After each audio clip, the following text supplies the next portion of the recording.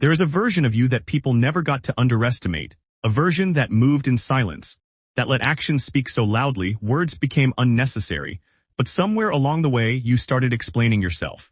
You started justifying, defending, filling silence with words you did not need to say, and without realizing it you handed people the exact map they needed to find your weaknesses.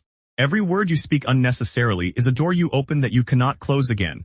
Most people do not lose their power in dramatic moments. They lose it quietly in conversations, in rooms where they talk too much, shared too soon, explained when no one asked. And here is the truth that cuts deep: the more you talk, the more you expose yourself. Not just your plans, not just your secrets. You expose your fears, your insecurities, your hunger. And once people see that hunger, they stop respecting you.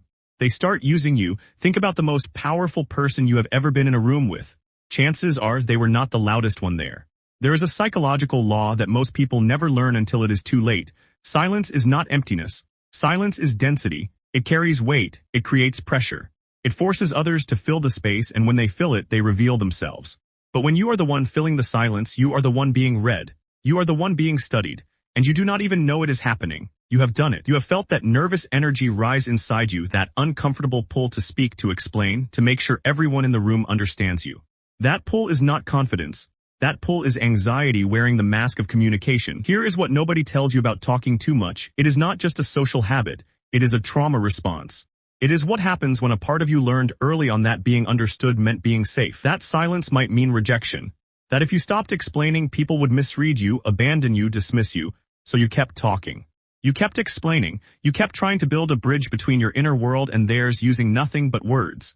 And it exhausted you. Because no bridge built from words alone ever holds. The people who truly respect you will not need 10 explanations. And the people who need 10 explanations will never truly respect you. Somewhere in your past, you gave someone your entire inner world in a single conversation. You told them your dreams, your doubts, your deepest fears. You thought vulnerability meant intimacy. And maybe it did for a moment, but then something shifted.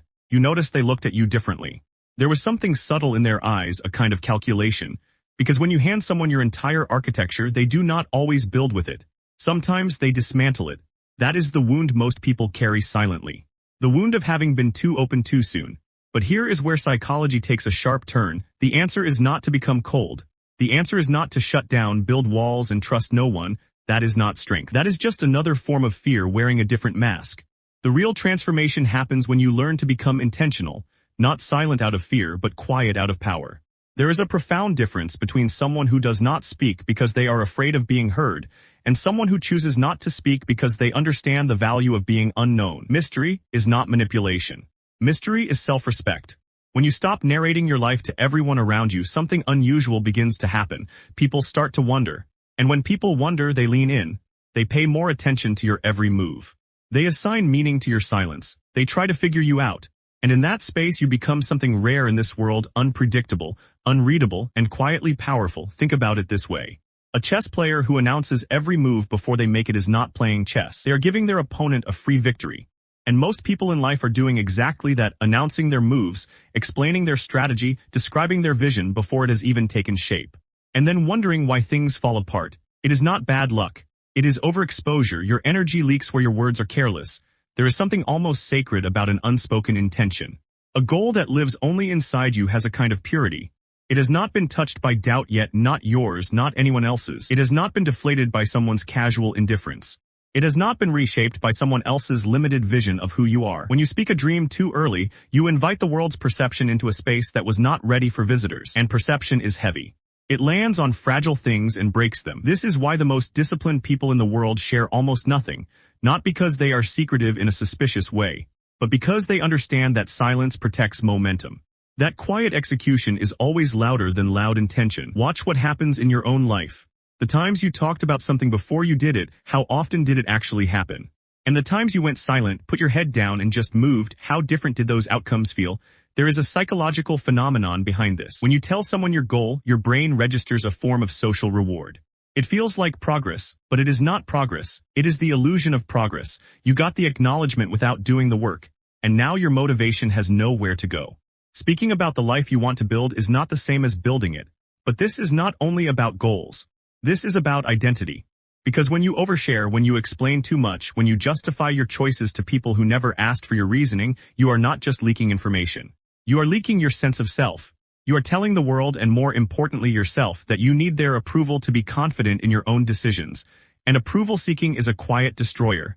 It does not come in loudly, it whispers. It says things like, just explain yourself this one time, just make them understand, just make sure they do not think badly of you. And before you know it, your entire identity is being held together by other people's opinions. The most dangerous prison has no walls. It is built entirely from other people's perceptions of you. So what does the shift actually look like? It is not dramatic. It does not happen in one moment of revelation. It is small. It is the pause before you speak that you did not take before. It is the answer you choose not to give when someone tries to provoke you. It is the plan you decide to keep to yourself. It is the achievement you accomplish without announcing it first. Every one of those small choices is a vote for a different version of you, a version that does not need external validation to feel real. You stop performing. You start existing, and people notice. Not because you became loud about your silence, but because your presence changes.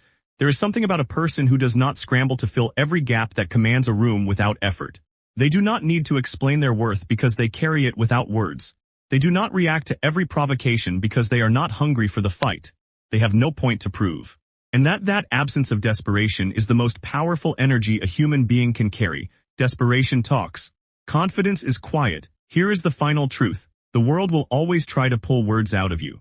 It will create situations designed to make you react, explain, defend, justify. People will misunderstand you on purpose just to see how you respond. They will push your silence to test if it is real or just performance. And the ones who can hold that stillness, the ones who can let themselves be misunderstood without flinching, those are the ones who never lose their power to anyone, because you cannot control what people think of you. But you can control how much of yourself you give them to work with. The less you expose, the less they can use against you. The less you explain, the more certain you appear. The more certain you appear, the more others begin to doubt their own judgment about you. And in that doubt, they reconsider, they reassess. They begin to see you differently, not because you performed for them, but because you refused to. This is not a lesson about becoming cold or distant. This is a lesson about becoming whole, about not needing the world's commentary to know your own value, about carrying your depth quietly, the way the ocean carries its power, not by making noise, but by being utterly, unmistakably vast. Your silence is not absence. It is the loudest thing about you. If something in this touched a part of you that has been waiting to be told the truth, do not let this be the last time you hear it. Subscribe. Because this channel does not do motivation. It does transformation. And the next video will reach even deeper than this one did.